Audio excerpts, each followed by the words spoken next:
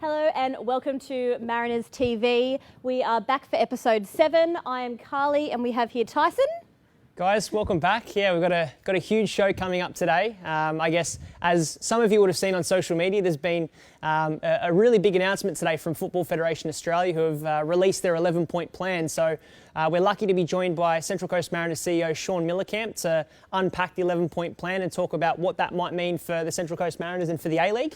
And then after that, we're joined by Mariners midfielder Gianni Stensness and Matilda's legend Julie Dolan, who had the privilege of having her picture appear on the Sydney Opera House during the week. Wonderful to see. Yeah, and we're going to talk to her about the Women's World Cup. So a huge show we've got planned. Yeah, and obviously a little bit earlier on, our fixtures were announced, which is fantastic. I know that's one thing that everyone's been waiting to see. So just so you all know, our season will kick off on the 18th of July. We'll be playing Perth. It's actually an away game for us, but it will be played at Central Coast Stadium. 24th of July will be our 50th F3 derby against the Jets. We return just a couple of days later on the 27th against the Wanderers, again at Central Coast Stadium. And then the 3rd of August will be our final game against Victory. That's an away game. The venue's TBC at the moment, obviously with a lot of things changing at the moment, especially down in Victoria. Sort of a bit up in the air. So, yeah, it could be in New South Wales, could be in Victoria. Who knows what's going to happen there. And we did see during the week there was one man or thing or alien or Martian. Viking. That couldn't wait for the fixtures to be announced. So let's take a look and see how Marvin anticipated the announcement of the Mariners fixtures.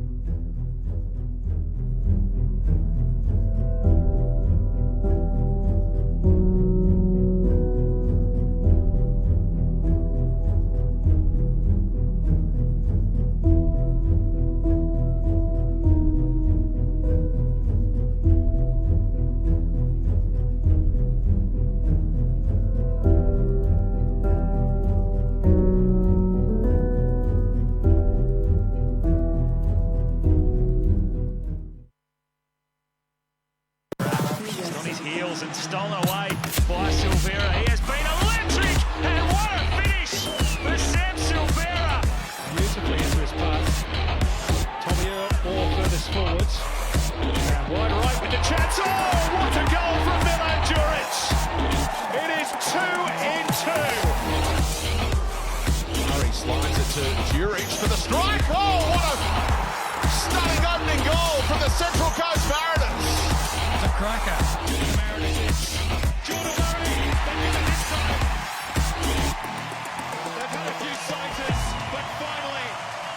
Crosses, pays off, Jordan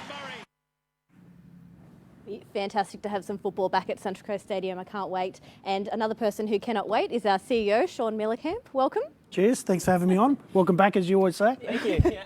I guess the first question that I know everyone's going to ask, particularly our members, is can we get in to see a game? Yeah, we are definitely working very hard to make sure that that happens.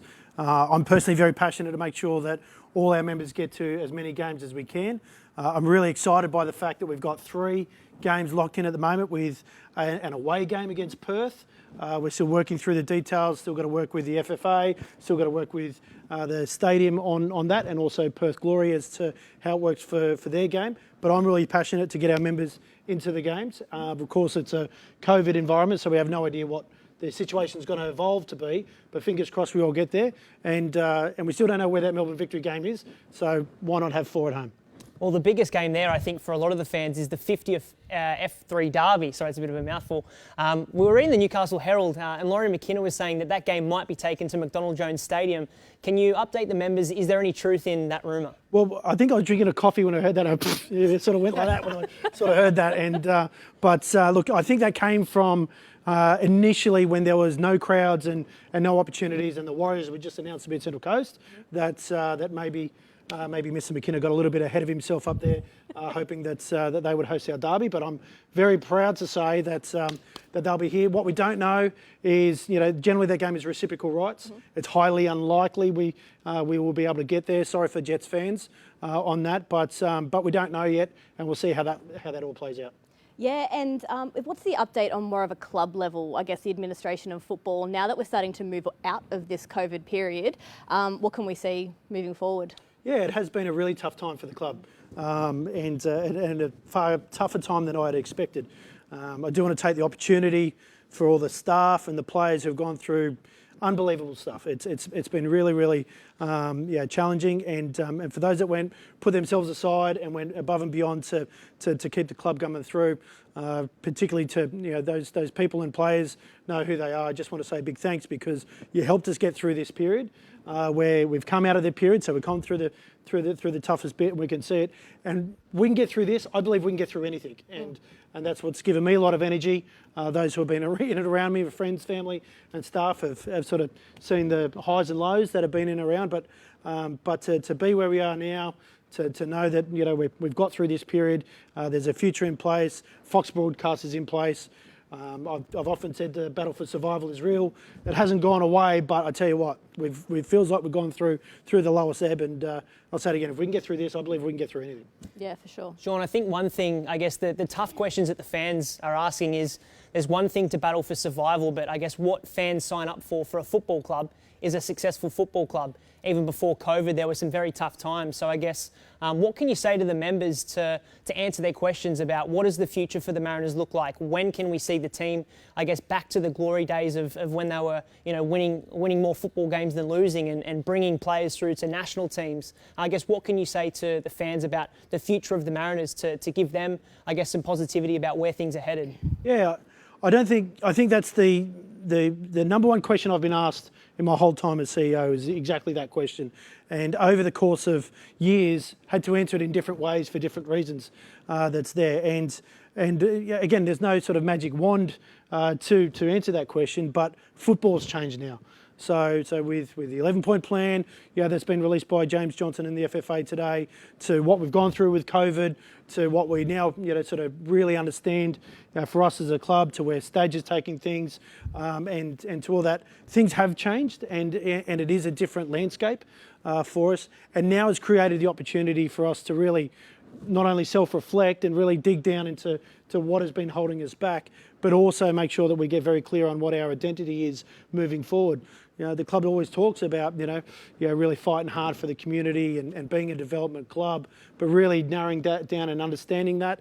We want to play these 4 games and we want to win. But the other part to it as well is we've got some great young talent that we can showcase, and we need to own that and really make sure that is our brand, that is who we are, and use that as a way to get winning games there for everyone to come and see.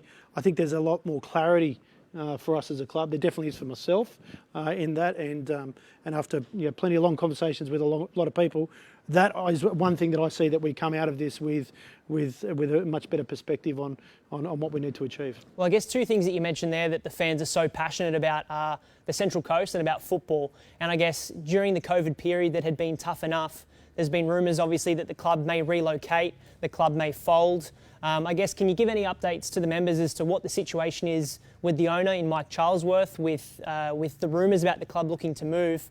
We haven't heard from you on this platform since that all took shape. Can you provide any update or clarity to members about the future of the club in regards to where it'll be located and where it's going to get to? Yeah, I think everybody knows that there's no one more passionate about the Central Coast Mariners staying at Central Coast and playing in front of the palm trees and the sauce bottles, and I've expressed that a lot to Mike. That's there, and of course opportunities do come around. There are at times like this, there are a lot of conversations, there are a lot of things, and sometimes people outside of Central Coast decide that that's worth getting into the media and distracting us from what is our core business and what we really need to do. So those things do happen, and I'm not going to deny that they don't happen in the future, but all I can say is our runs are on the board. We're playing all our home games at Central Coast Stadium, and we've been really committed to the region that's here. That is a business model that we really need to. I'm as dedicated to it as anyone, and I'll keep working really hard for Mike and for everybody on the coast and everybody at the club to achieve that.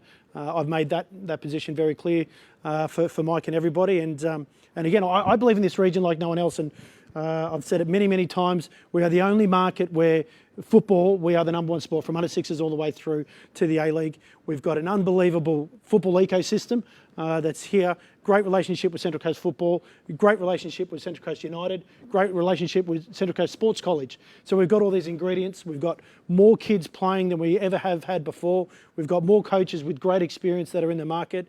We've got an opportunity to really unlock and unearth a real heartland for football, and I'm so passionate about it, and I won't give up on that, and we just keep battling through. Before we go on to that 11-point plan, one more question on the future of the Central Coast Mariners. One question on everyone's lips all the time is W-League. I guess financially, there's sort of no more difficult time than we're in right now. So before we go into FFA's 11-point plan, can you provide any update as to whether we can have any clarity on a Mariners W-League team? Yeah, W-League is something very passionate to me. Yeah, many people know that I've coached plenty of women's teams, and it's something that I'm really have always been very passionate about. Our biggest challenges have been financially, getting there and actually making sure that the W-League is ready for expansion, and we are the perfect fit for that when the time comes. Obviously, the COVID has had a big financial blow on not only the game, not only the W-League, but us as a club. So we do have to take a step back, restock, and get ourselves ready so that when the time's right, we can put our best foot forward. I still passionately believe that we are the best club for the next W-League that comes in, better than any of the other A-League clubs, whether they're new ones or existing ones. Sorry, Wellington, but I want us in there first. But in saying that, it is a financial challenge, and I'm not sure where the W-League will situate, but the 11-point plan will start to drive the W-League forward, and when the time's right, I've no doubt that we'll slot in.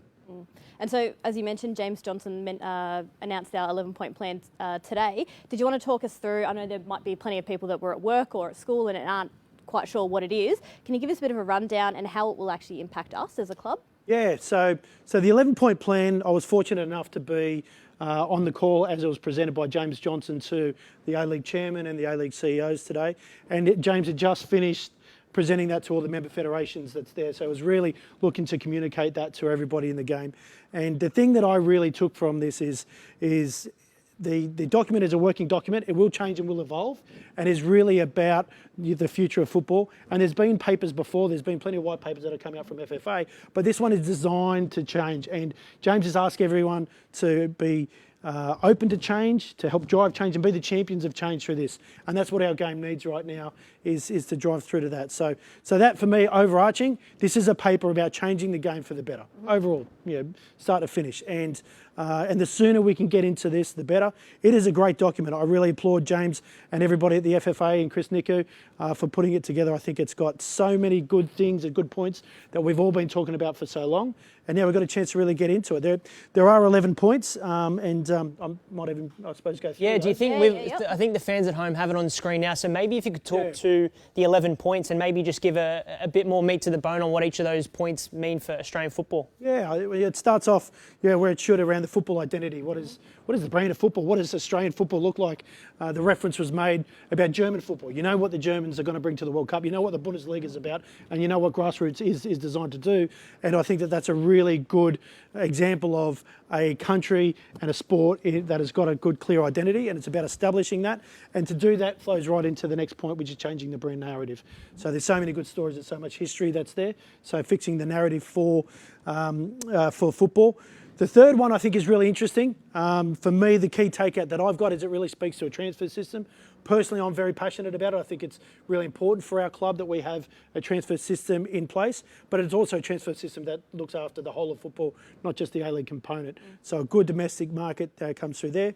Optimising competition structures, so having a look at the competition structures, the timings of that's where, should the A-League play in winter, should the A-League play in different time slots, and more importantly, how does it all connect so that there's an overall national calendar for all the competitions, I think is really powerful. I'll say it now, I'm a big fan of going to winter. I know that there are challenges, there are stadiums and issues that's there. For us in our market, to be moving to a winter time slot, and I really like the December to July window that we've got, but we get to engage with grassroots, we get to play in winter, our stadium's there itching for content, and and it now changes the conversation about, do I go to the beach or do I go to sit in Bay 16 and really sweat it out, and shout out to the Yellow Army guys who keep turning up and doing that. Going through the game development and pathway, point 5 is really interesting. the key takeout for me there is about the gap on the under-23s. At the moment, there is this gap from the NYL to the A-League, and it's a big gap, and it almost seems impossible for young players to cross it. We've seen Michael Glassick and his recent journey, and we've got a long history of really good players who weren't able to cross that. So it specifically talks about our under-23 players being able to play through into the NPL, which will help them get into the A-League, which will give them more game time and more talent. Coaching development pathways, I think, is really important and quite fascinating. References there to Iceland and the amount of coaches and quality coaches that's there. Again, I tap back to my passion that I see we've got the best coaching per head of capita than anyone else in the country. So, I know that when Julie comes on a bit later, she'll be able to talk to the fantastic coaches that they've got at the school and have been bringing through. 7 is going to be an interesting one. I haven't totally got my head around it, but it's a relationship between FFA and the member feds. It talks about one football, so it's a really governance model to clean up a lot of the governance issues that's there. Point 8 is specifically about the A-League. So this is the one that I really read the most and really wanted to get the teeth into and understand. It talks about an SPV, which will be a buzzword I'm sure that we'll hear coming up, a special purpose vehicle. But in essence, it's about creating the right model for us to maximise our commercial opportunities going forward and being forming an umbrella to make sure that our assets are really commercialised and allow us to really, as a league, be independent, drive the way that we need to do and finish off that journey that have been going on for many years. Point 9 is extremely important, the cost of participation. Yep. So participation costs and driving that down. You were saying before the show that it's one of the biggest challenges at the moment. So other sports are so cheap. Well, at the moment, because I know Theo will actually be able to play sport next year, and looking at the cost of what it would be to sign him up for football, and then you compare it to something like AFL, and then the active sport voucher, that covers the entire registration. So when it comes to someone who has to make that decision from a financial point, you can see why they would go elsewhere. This will be a huge impact for the families. Yeah, definitely. So 10, women and the Women's World Cup, it's fantastic. There's a lot to flesh out there. How good is it we've got the Women's World Cup? It is so good. So good. I won't steal anyone's thunder, but I couldn't be more excited, really. And then the 11th is where it should finish, is about the national teams. So if this all comes together and all the pieces of the puzzle start to fall in, then we will have unbelievable national teams. Not that we don't already, but they can go to the next echelon, which is and really unlock everything for the sport. So again, the reason for me that this isn't just another paper, another talk fest that will come through is it's been started on the back of change. It's been started on the back of success with our Women's World Cup. James Johnson and the FFA driving it in the right direction, and we get through some change. We do some of these things, and our game will grow. Well, I think when you flick through this document as well, one of the things that really jumped out to me is the amount of, you mentioned women's football, the amount of photos of Matildas and W League players. And I think when you step out of the Australian football bubble, you realise how much of a trailblazer this country is when it comes to women's football. We have the CBA that makes sure that Matildas get the same pay as the Socceroos.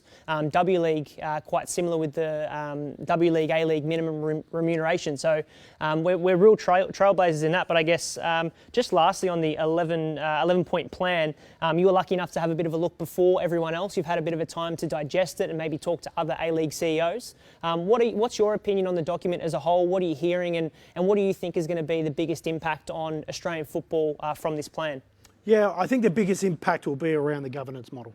We'll really clean up because we need to align. There needs to be everybody moving in the one direction.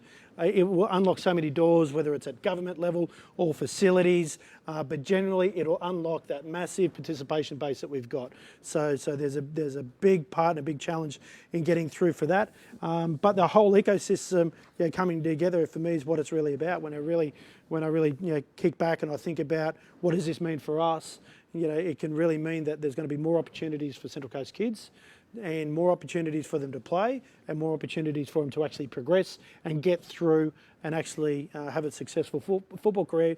Whether it's as a player, an administrator, or as a coach, it taps on all things. So it's a really good framework for everybody to work from, and it'll evolve, it'll change, there'll be debate. There's one part that I was privileged enough to be on technical directors call recently of all the technical directors from the A-League clubs. And those guys need a voice. Those guys have got some really amazing ideas and some real structure. They can contribute so much to all this, and I believe that they already have. And the louder that voice can get, then the good people who really know what football is happening on the grassroots and their pathways can really get going. And a quick question to the both of you to finish up. I guess both play for the Carry On Cougars. We've got football coming back. How stoked are you to get back out and have a kick, and we've got football back? Yeah, definitely. I've got a bit of an ISO gut I need to work on, no doubt about that. And I'm taking on West Gosford. All my boys are playing. They're all back. My wife's playing, which is great. So, the big debate, should we have a barbecue? Should we not have a barbecue? It's happening at every club, everywhere. Canteen. Are we allowed to have spectators and all that?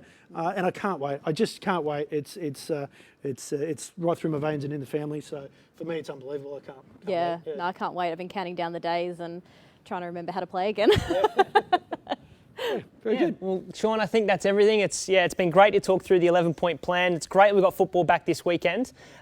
Just before we hear from the sponsors, actually, I guess maybe a quick thanks from you to those sponsors that have sort of stood behind us during this tough time and continued to support us. Yeah, absolutely. I just sent out an email, a club update to all the members and to all the sponsors just before going on the show. Without you guys, we wouldn't be here. It's always been that way, but through this period, you really feel it more than anything else. It's been really challenging, and it's been really challenging for a lot of those sponsors. So for those that have stuck with us, got us through moments like this wouldn't happen. JC Entertainment, thanks guys. This is we're setting a new trend here, I believe, in A-League, and so again, Master Foods and Pinnacle have been fantastic. DMC, the guys from Mate, they're all been there. I could go on forever. There's a good list, that's there, and our commercial teams will be out, calling them one by one. Now that we know that we're back, now that we know that we're playing, now that we know what the future looks like, let's get going again. Well, Shaun, thanks for joining us. If anyone wants to find out any more information about the FFA's 11-point plan, just head over to the FFA website. But let's hear from a few of our sponsors before being joined by our next guest, Julie Dolan.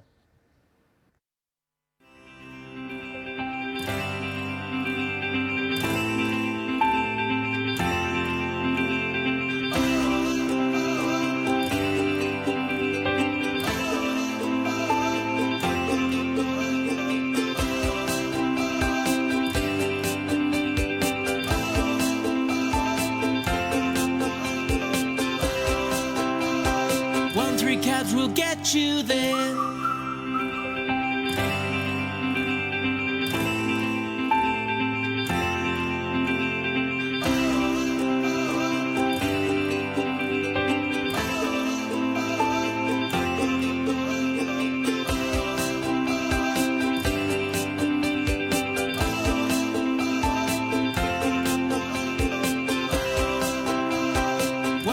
Cabs will get you there.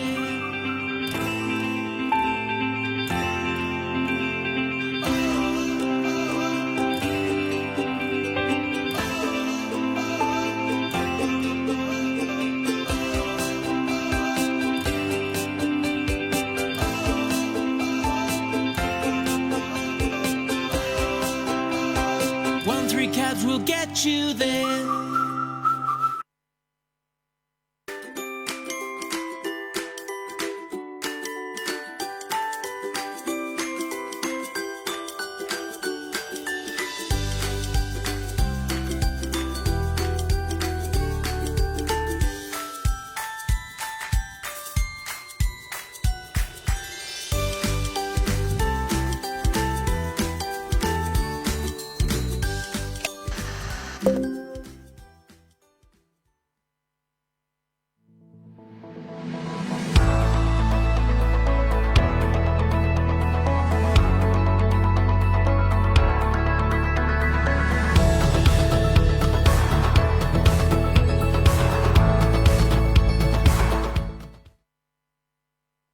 Mateship for me is, you know, the art of being a friend. It's always being there when someone calls you, whether it's at midday or midnight, you pick up the phone and you do whatever it is that your friends need. And, you know, there's always times in your life that you need to lean on someone. And that's what Mateship's about. It's always being there and supporting your mates. Australia, choose a provider you can trust like a mate. Call 13 14 13 or visit letsbemates.com.au to sign up today. See you soon, mate.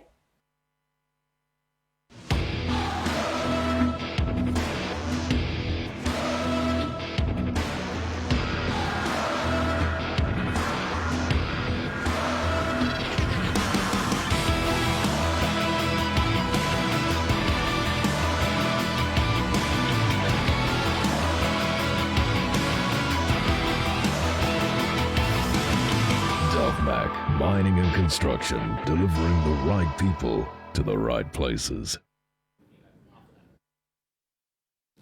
Great to hear from some of our sponsors there. And again, just touching on what Shaun mentioned before the break, a huge thank you to all of those businesses that have continued to support the Central Coast Mariners.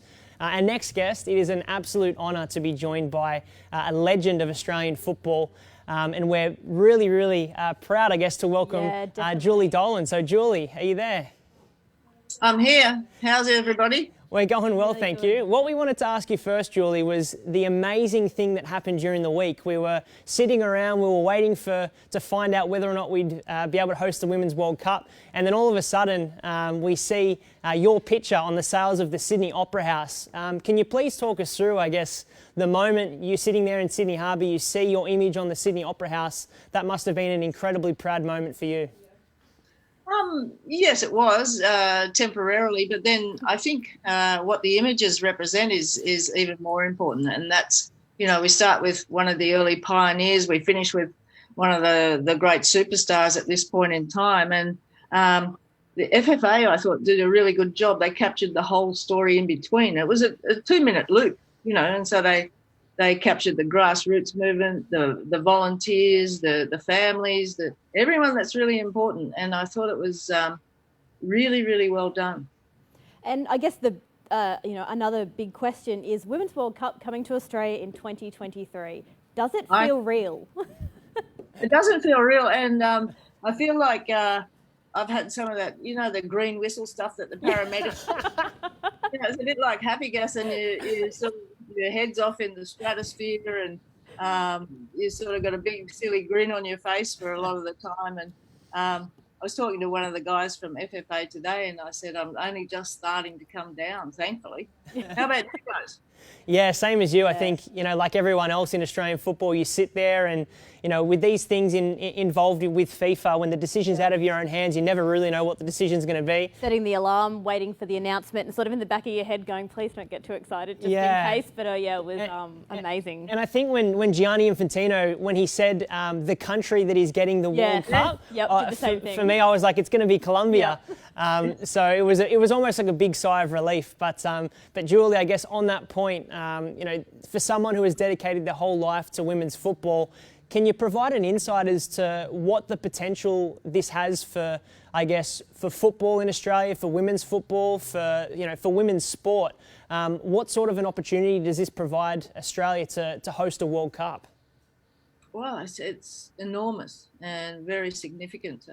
We can see already. I mean, even in the little town that I live in, there's this huge demographic that's, they're saying, when are the tickets coming out? When are the tickets coming out? So there's this huge buzz around the whole thing already. So I think it's come at a critical time because we've all been in lockdown and, it's a bit of a shot in the arm at the moment. So, but it's galvanised people, and I think the FFA's had a fair bit of time to, during this lockdown, to sit down and really, really think about these things, and they've come up with that 11-point plan. So it's been a good time for that sort of planning, and the starter's gun has just gone off despite all the years of hard work they've done.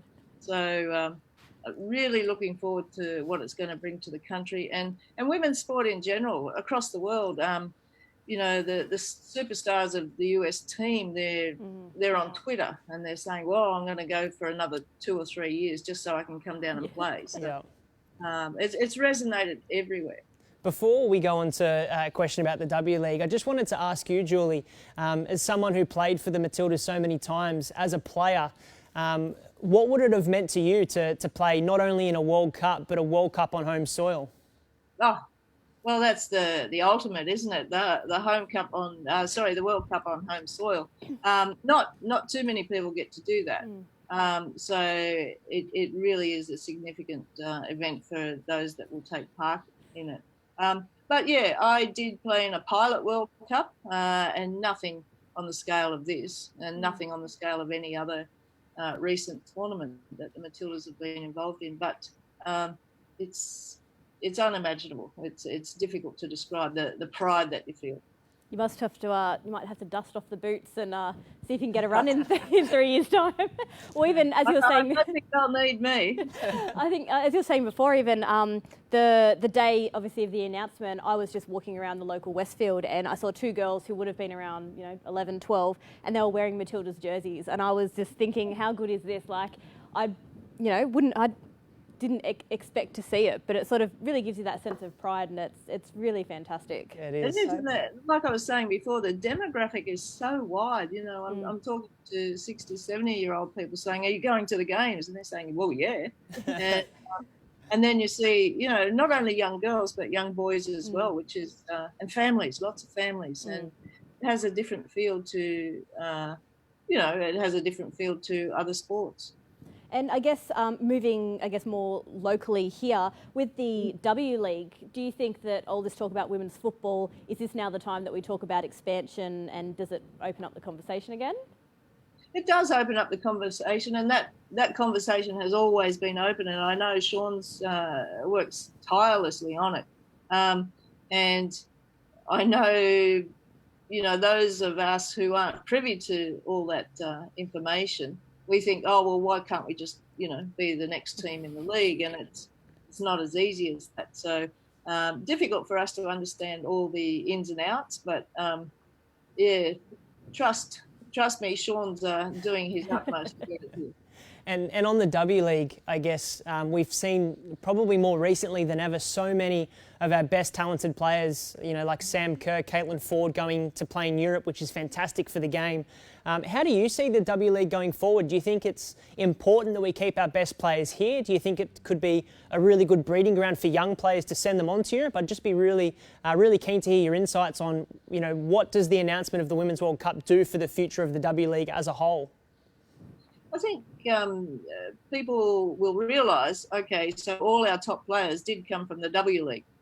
So that is the natural pathway. So you represent at any particular level, then you make a W League team, and from there you're in the shop window, so to speak. So and that's where our players get seen. So whether it's a breeding ground for our talent and then they do move on, I think that will be the case until pay becomes similar to what they can probably get overseas. And personally, you're with the Central Coast Sports College up at Carryong. So how are things happening up there? You've got a great range of coaches as well, and some really talented kids. What's been going on? Well, we're actually getting smashed with applications for enrolments right now, which is, anytime there's a Olympics or Wimbledon even, there's this general vibe in the community, and people get galvanised to go and pursue things. So that's what we're seeing at the moment. So we are pretty smashed there at the moment, and hopefully we can keep up with it all. And just before we let you go, Julie, I guess for anyone at home, any young girls, hearing from you, or any parents that are thinking about getting their young daughters into football, I guess the time, there's no better time than now. I guess you played football at a time where it wasn't as normal for females to play football. So I guess what's your message to any young girls considering playing football, over the next year or so? Get in there, get seen. Nobody's place is safe in any team. So if you're banging on the door and you have the talent, you'll be selected, and it could be the stepping stone that makes or breaks your career in football. Well, Julie, as we said at the top, it's an absolute honour to be speaking with you, especially after such a huge week in Australian football. So thank you for taking the time out of your busy schedule to join us, and all the best. And we look forward to going to a few games with you in 2023. Yeah, I hope to see you there. You two We'll going be there. to get there. Yeah, good on you. Thanks, Julie. Thanks, Julie. And obviously with that announcement earlier in the week, we had a great video from FFA about the announcement, which we'll throw to now.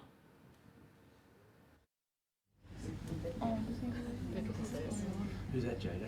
Just press that button. Audit company BDO, who performed a compliance review of the bidding process, and the evaluation reports scored the S1 bid the highest with a score. all the FIFA council members, g'day from down under, as we navigate the past few months. And now I can announce the host country of the FIFA Women's World Cup 2023, which will be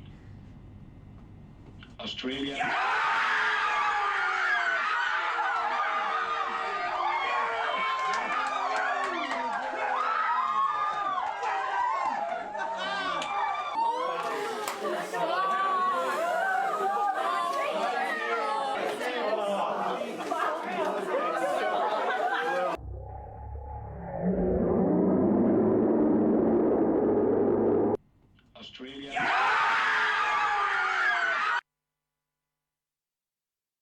Oh, I think that video of Alana Kennedy is going to go down in history as one of the greatest things of all time. I agree. One of the best.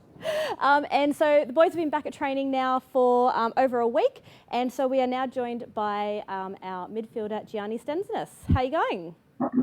Good, thanks, guys. Hi, Tyson and Carly. How are you? Yeah, not bad. One of the big questions is how did you keep your rig in shape in the months off? Yeah, you know, just stuck to a pretty tight schedule once we knew when we were going to be back in training. Just a bit of cardio, a bit of gym, and getting touches on the ball as well. And I guess over those few months, a lot of athletes and football players had so many different schedules. Can you talk us through what you did during that time? A little bit more of an elaboration on how you stayed fit. Were you on the Central Coast? Were you in Sydney? If you could give a bit of an insight as to how those couple of months played out for you. Yeah, cool. Okay, so I was back and forth between the Central Coast and Sydney, back with my mum, spending a bit of time with her in the break. In terms of my training schedule, when the season first got postponed, I was trying to keep fit. We didn't really know when it was going to come back. We thought maybe it could come back very soon. So I was doing as much as I could, but then I took a little break. And then when I came back in, I made a schedule for myself. So I would do gym 2 times a week on like a Monday and a Thursday, then cardio, dedicated cardio session, like a longer run on Tuesday and Friday. And then I go down to the park 4 times a week, which was Monday, Tuesday, Thursday, Friday, and then rest on Wednesday. And I'd leave my weekends completely free, just to give myself a break. Yeah, and so you've been back on the pitch, training. How is the body feeling after all that? Did bit of a shock or doing all right? Yeah, look, no, I think my schedule worked out pretty well. I came into it feeling pretty good, but yeah, it's just not the same as Luca's fitness session.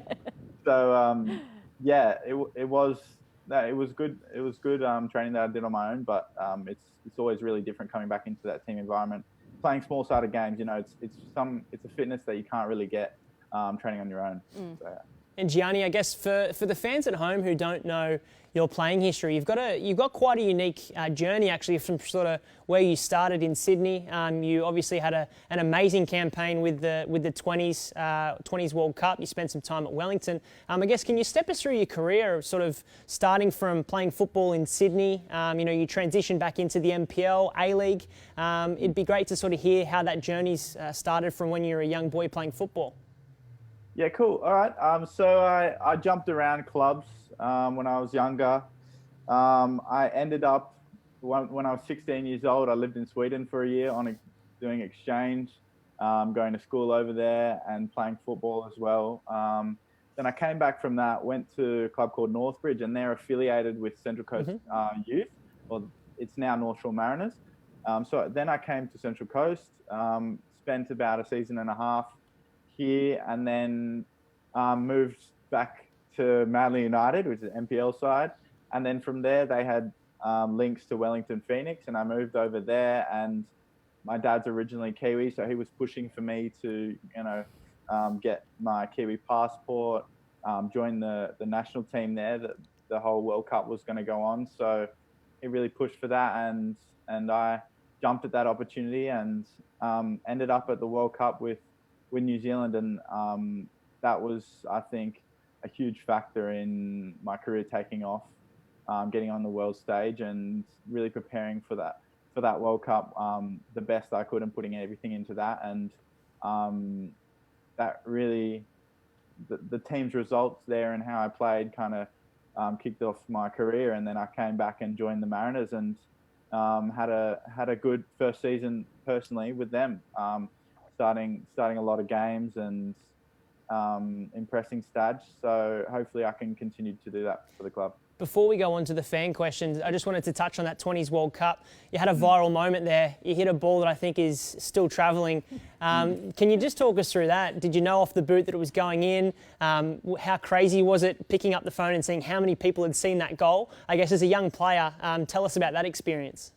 Yeah, you never have an experience like that before it happens. So you guys still there? Sorry. Yep. Yeah, when it came off the boot, I guess. So I'll take you through the game first. It was a really tight game.